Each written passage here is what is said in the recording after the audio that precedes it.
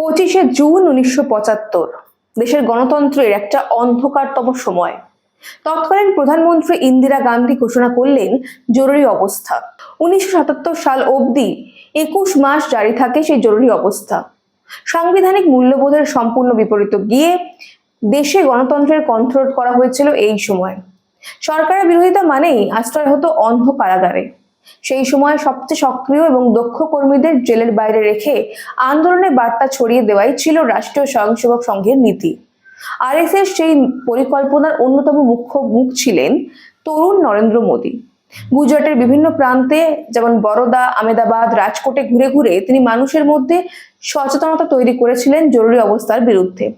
পুলিশের চোখ এড়িয়ে আরএসএস এর বার্তা মানুষের কাছে পৌঁছে দিতে তিনি নানা রূপে আত্মপ্রকাশ করেছিলেন। কখনো শাস্তেন সর্দারজি, কখনো বটুক ভাই, তো কখনো স্বামীজি।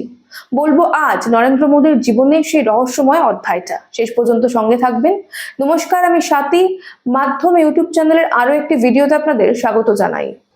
1975 সালের 25 জুন থেকে 21 মাস ব্যাপী দেশে জারি হওয়া জরুরি অবস্থার সময় সরকারের কড়া দমননীতি থেকে বাঁচতে নানা ছদ্মবেশ ধারণ করেছিলেন আজকের প্রধানমন্ত্রী নরেন্দ্র মোদী। সেই সময় তাকে বেশভূষায় মাস্টার বলেও ডাকা হতো। জরুরি অবস্থার সময় আরএসএস এর নীতি ছিল যে কোনো মূল্যে জেলের বাইরে থেকে অস্থির সময়ের বিরুদ্ধে প্রতিরোধ গড়ে তুলতে হবে। আরএসএস তখন কার্যত আন্ডারগ্রাউন্ডে। সেই সময় তৈরি করা হয়েছিল গুজরাট লোক সংঘর্ষ সমিতি। সেই সময় মাত্র 25 বছর বয়সে আরএসএস এর সাধারণ সম্পাদক পদে উঠে এসেছিলেন মোদী। সেই সময় নানা লেখালেখি করতেন তিনি। কংগ্রেসের বিরুদ্ধে তার সেই লেখা ক্রমেই ছড়িয়ে পড়তে থাকে। তিনি যাতে চিহ্নিত না হয়ে যান সেই জন্য নরেন্দ্র মোদী কখনো স্বামীজি কিংবা কখনো শিখের ছদ্মবেশ ধরতেন। তখনই গুজরাট ভ্রমণের সময় মোদী বটুক ভাই নাম নিয়ে ছদ্মবেশ ধারণ করেন। পরে এক পর্যায়ে তিনি সন্ন্যাসীর বেশ নেন, গায়ে গেরুয়া বসন, মুখে ধর্মীয় ভাষ্য। একদিন তিনি যে বাড়িতে ছিলেন সেখানে স্বামীনারায়ণ সম্প্রদায়ের একজন আচার্য উপস্থিত হন। তখন পরিবারের লোকেরা তাকে উদয়পুর থেকে আগত স্বামীজি বলে পরিচয় করিয়ে দেন। এরপর আচার্য এবং ছদ্মবেশী স্বামীজির মধ্যে ধর্মীয় বিতর্কও শুরু হয়। দেশে জরুরি অবস্থা জারির পরেই মোদী তার বিরুদ্ধে প্রতিবাদ আন্দোলনে সক্রিয়ভাবে ঝাঁপিয়ে পড়েছিলেন। সেই সময় তিনি এবং তার সতীর্থরা নানা ধরনের মিটিং করতেন কিছুটা আড়ালে। সিনিয়র আরএসএস নেতা নাথ জাগড়া, বসন্ত গজেন্দ্র গড়করের সঙ্গে আলোচনা করে তিনি তথ্য ছড়িয়ে দেওয়ার জন্য কিছুটা অভিনব পথ নিয়েছিলেন। সাবধানে পরিকল্পনা করে 1976 সালের সেপ্টেম্বরে মোদী স্বামীজির ছদ্মবেশে ভবনগর জেলে পৌঁছে যান। সেখানে আটক আরএসএস নেতা বিষ্ণুভাই পান্ডেদের সঙ্গে যোগাযোগ করাই ছিল তার মূল লক্ষ্য। একটি সৎসঙ্গের অজুহাতে তিনি জেলের ভেতর প্রবেশ করেন এবং 1 ঘন্টা ধরে গোপনে আলোচনা করেন। পুলিশের চোখ এড়িয়ে নির্বিঘ্নে বাইরেও বেরিয়ে আসেন। কংগ্রেসের দুর্নীতির বিরুদ্ধে সেই সময় গুজরাটে ছাত্রদের নেতৃত্বে আন্দোলন শুরু হয়েছিল। 1974 সালে গুজরাটে শুরু হয়েছিল নবনির্মাণ আন্দোলন। সেই সময় দেখা গিয়েছিল পড়ুয়াদের শক্তি।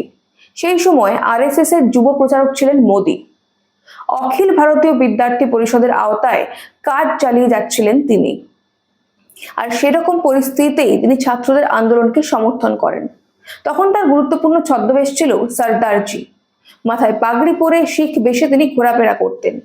এমনকি কলেজ পড়ুয়া ছাত্ররা তার উপস্থিতিতে উচ্চ স্বরে সর্দারজির কৌতুক বলতেও কুণ্ঠাবোধ করতো না। পরিচিত পরিবারের শিশু এবং তাদের বন্ধুরাও এসে তাকে এই নতুন রূপে দেখতে পেত। এইসব ছদ্মবেশ এবং বুদ্ধিদীপ্ত চালচলনের জোরেই প্রশাসন তার অবস্থান কখনো নির্ভুলভাবে শনাক্ত করতে পারেনি। প্রায়ই দেখা যেত পুলিশ এসে পৌঁছানোর আগেই অন্য জায়গায় সরে গিয়েছেন মোদী। যখন দেশ থেকে জরুরি অবস্থা উঠে যায় তারপর নরেন্দ্র মোদী ক্রমেই জাতীয় ক্ষেত্রে তার রাজনৈতিক কর্মকাণ্ডকে ছড়িয়ে দিতে থাকেন। আরএসএস এর হাত ধরে 1985 সালে বিজেপিতে যোগদান করেন। তারপর 2001 সালে গুজরাটের মুখ্যমন্ত্রী হন। 2014 সালে দেশের প্রধানমন্ত্রী পদে আসীন হন মোদী। তারপর ভারতে শুরু হয় আচ্ছে দিন। কিন্তু আজও জরুরি অবস্থার অন্ধকার দিনে মোদীর এই নানা ছদ্মবেশী কাহিনী তার রাজনৈতিক জীবনের এক রহস্যময় এবং কৌশলী অধ্যায় হয়ে রয়ে গিয়েছে। আপনারা কি এর আগে জানতেন প্রধানমন্ত্রী মোদীর এই রহস্যময় অধ্যায়টা? জানান আমাদের কমেন্ট করে। আজ এই পর্যন্তই, দেখা হবে পরের একটি ভিডিওতে। ততক্ষণ পর্যন্ত সঙ্গে থাকুন, দেখতে থাকুন মাধ্যম।